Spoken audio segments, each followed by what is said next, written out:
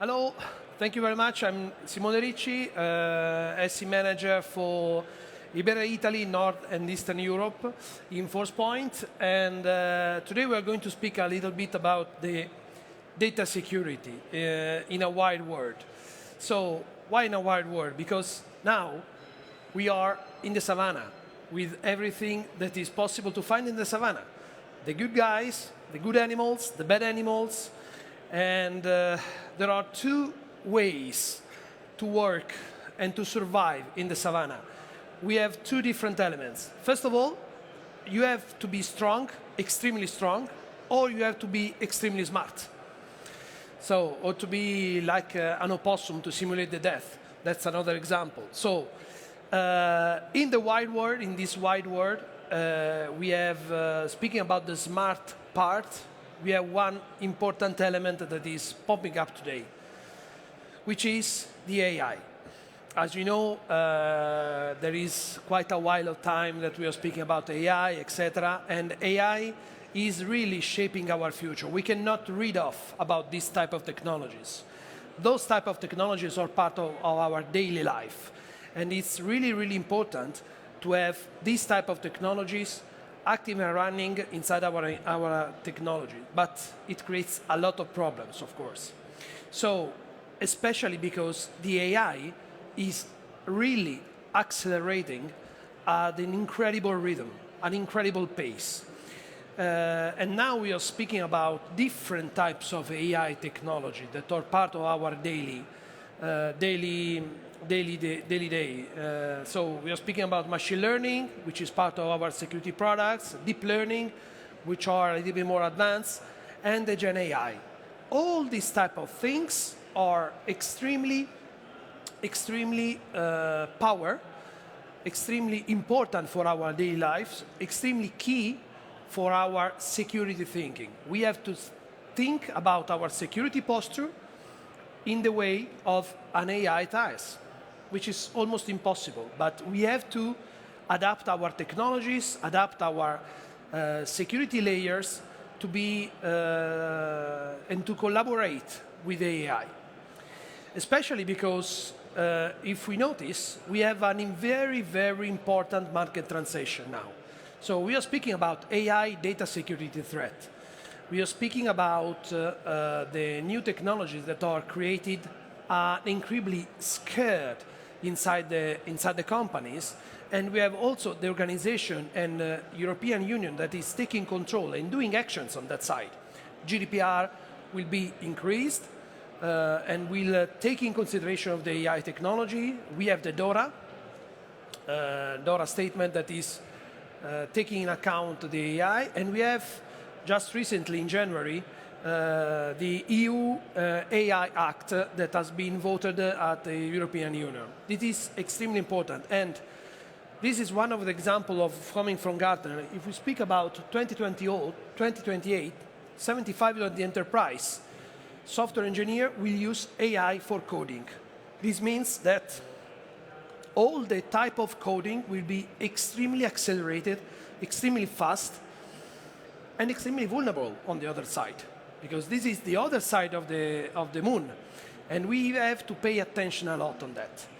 This is why today we speak about cybersecurity is data security, because we cannot read about data security, about our own data and how to protect our data if we don't take care about these type of technologies. As you know, the new technology are sprawling and the data are sprawling. So, and the risk of breaches are extremely higher than in the past. Due to our security posture, because after the pandemic period, of course, we are extremely more flexible, extremely more open to travel and to do these type of things. But on the other side, this type of technology are creating a lot of breaches, a lot of risks. I can develop a worm, a virus, or whatever, doing with AI, even if I'm not a developer, even I'm not an hacker. So I can use all these type of codes to do attacks. But one of the most important points, from my point of view, is the iceberg picture, which is taking in account the all the data that are part of our organizations. Because if we combine the risks on the AI side, on the technology, with the possibility to uncover everything inside our company, what is inside our company, this is almost like a bomb. I was speaking a few weeks ago with one of our customers, and they were saying, Simone, I have this NAS with 30 terabytes of data, which is key for us. Those data, and what is inside? I have no idea. I have no clue and what is inside on that. I know that there is HR, I know that there is the sales side, I know that there is I know that there are all the stuff about our sales department and marketing stuff, but everything is in there. So it's has been built since a lot of years, since ton of years, and I have no idea what is inside, but I have to protect that area. So this creates a lot of problems for this customer, of course, because the customer has to embrace the new technology. So they're starting to do a co-pilot project to integrate everything inside this company. And of course, they are totally scared about introducing this type of technology because they are not know exactly what they are protecting, what they need to protect.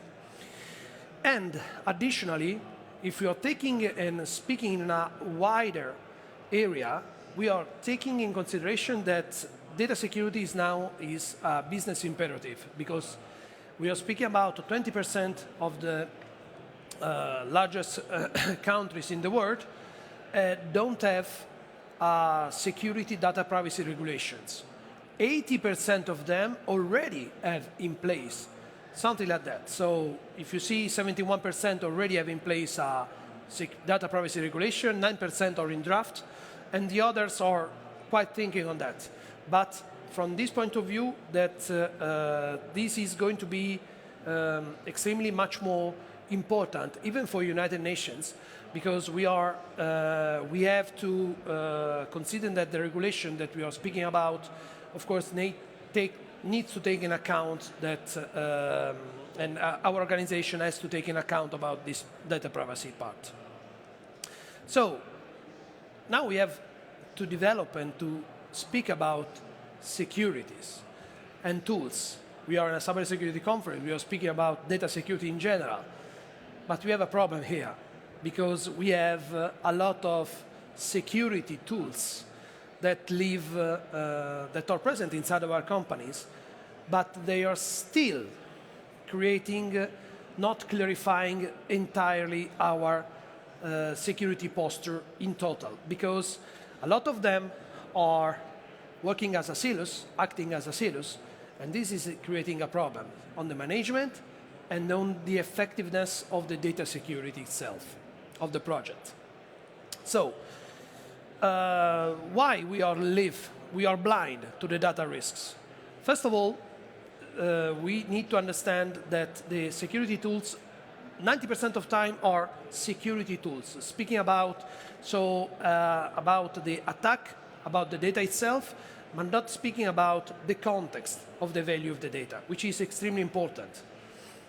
If I am a company that is managing HR relationship for other companies, a payslip is key for me to protect that one. But it's key for every type of organization. But the power of that one is totally different with respect to a company that is taking care about their own payslips. Second topic, security products interpret the data in totally different way. And usually we are speaking about different type of technology working totally separate. We have the CM, we have DDR, we have the AIM, we have the firewall. 90% of time the technology are in the same, all the entire organization. But I'm listening, especially on the public government, more and more cases where the customers are saying, okay, in this country we have this technology. In this other country we have this same technology. For example, the firewall side is depending on the type of procurement part done in that specific area. Third, products are totally blind to one another in terms of how they interact of the data layer. So they are effective, they are working, of course. And this is extremely important, but they are totally, they cannot speak each other at all. Security tools don't read the metadata for active detents. So in 90% of cases, those type of security tools take care about the data, but not on the metadata of the files and what is hidden inside the files. On top of that, data security policies cannot be orchestrated effectively.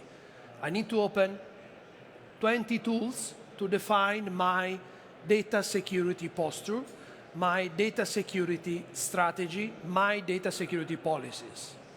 And this is one of the most important parts from my point of view, because we have to take care and take in action about these, the policies. And in the moment that we define a policy, we need to have the most simple tool to have the data security policy in place on my own. This is a very old picture that in December 2021, we were speaking about organizations that now have 76 security tools to manage. This is creating a lot of problems for the security admins, for who has to design the strategy, and for the people that have to manage the security posture of the company. And this was in 2021. Now the situation is still different, a little bit different. It's a little bit simplified, but the statistics and the number of security tools are more or less aligned. I've seen a lot of convergence on the tools, but not 90% of the time we are adopting this type of converging tools altogether. And the companies, in reality, they are still fighting with this type, with this huge amount of tools, so the admins become crazy to have an effective security policy from this point of view. So, let me give you a point of view coming from the analysts. The analyst says, this is Gartner, that we have to create a security roadmap inside our companies.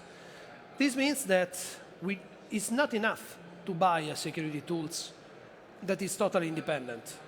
I can put in security a layer. I can put in security another part. I can put in security, for example, the endpoint. I can put in security my SaaS service. I can put in security whatever I want. But the problem is that we should define a clear roadmap to achieve the real data security in terms of that. The technology has to adapt to the roadmap. So don't want to go too much in depth in terms of technology, but in reality, we have to design a roadmap like it is a product for a vendor, exactly in the same phase, and exactly define a path that we have to follow in our companies. This is one of the examples. You see a lot of dots here, and we are starting from the foundational part on the bottom left with the assessment of the data risk, with the visibility of the data. And growing up, we start to have the products to protect and to be proactive. Please think about a little bit about this slide. Usually, in our organization, are we focusing much more on the top side or on the bottom side? Usually, 90% of organizations are focused on the top side, without taking into account the bottom side of the story. And this is creating a lot of problems, because the most important part, from my point of view, is the lowest part. So we need to know our data, we need to know where they are, we need to know and understand who is accessing to my data, internally and externally.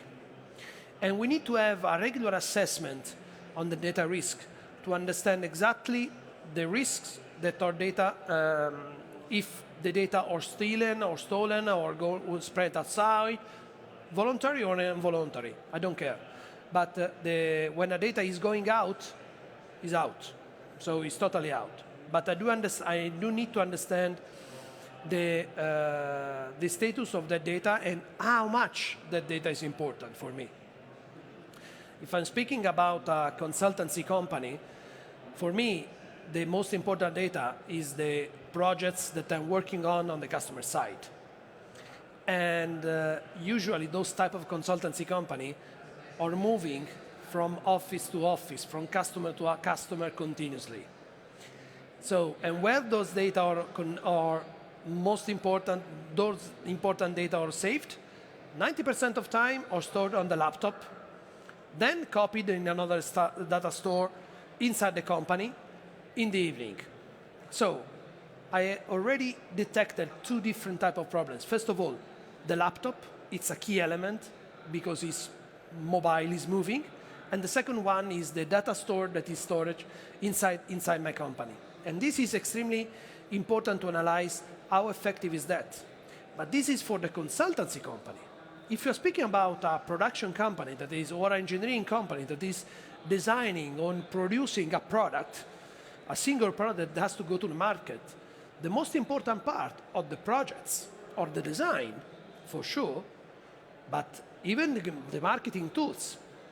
Let's imagine a car company. Let's take Tesla. The most important part is the project of the car. Of course, the new car that will come out. But in general, the most important part is also the strategy to go to the market. The go-to-market strategy is really key. The marketing is really key. The price location is really key. So for those type of company, knowing where the marketing, the sales, and the project itself are stored, it's really important for them. And they have to protect those type of data, of course. And of course, they need to protect all of our organization. They need to protect our HR data, and because we need to protect our employees, and we need to protect our colleagues, and we need to protect the data of our colleagues, the privacy data of the colleagues. So going back to the roadmap,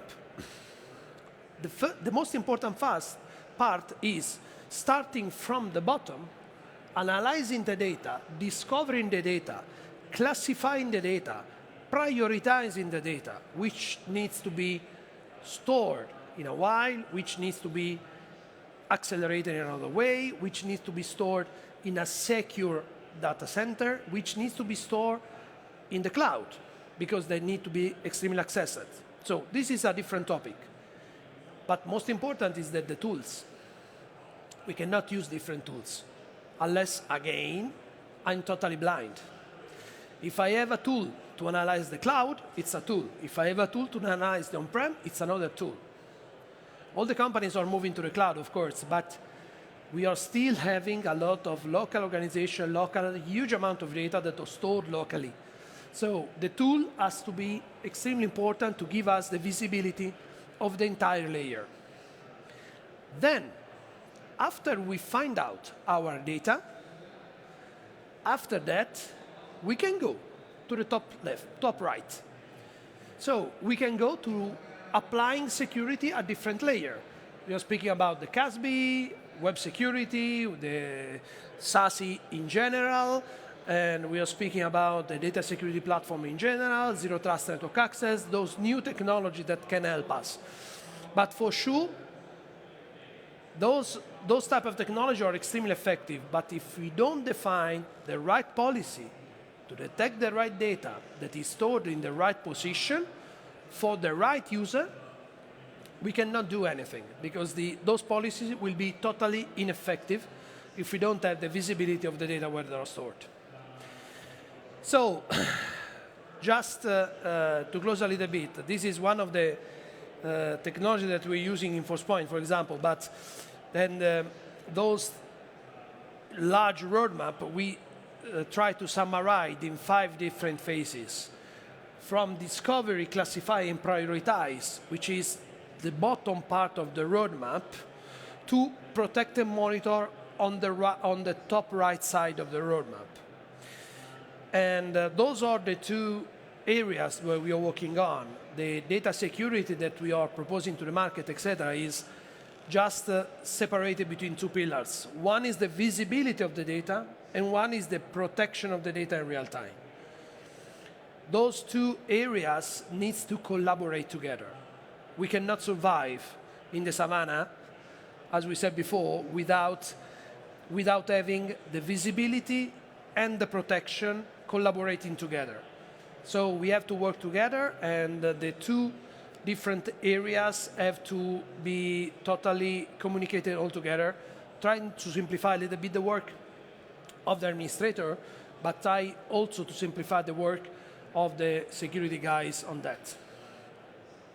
So now our data security doesn't know any boundaries, guys. So when we speak about the lions can spread in the savannah without any problems, okay? And they are the stronger. So we need to be smarter to survive to the lion, because we cannot beat the lion in any case. And we cannot define where the lion is. So or we take the lion, we are the lion, or we are the smarter guy. And the smarter guy can survive in the savannah together with the lions. That's it. Thank you very much. Thank you very much to be here. And okay, it's done. Thank you very much.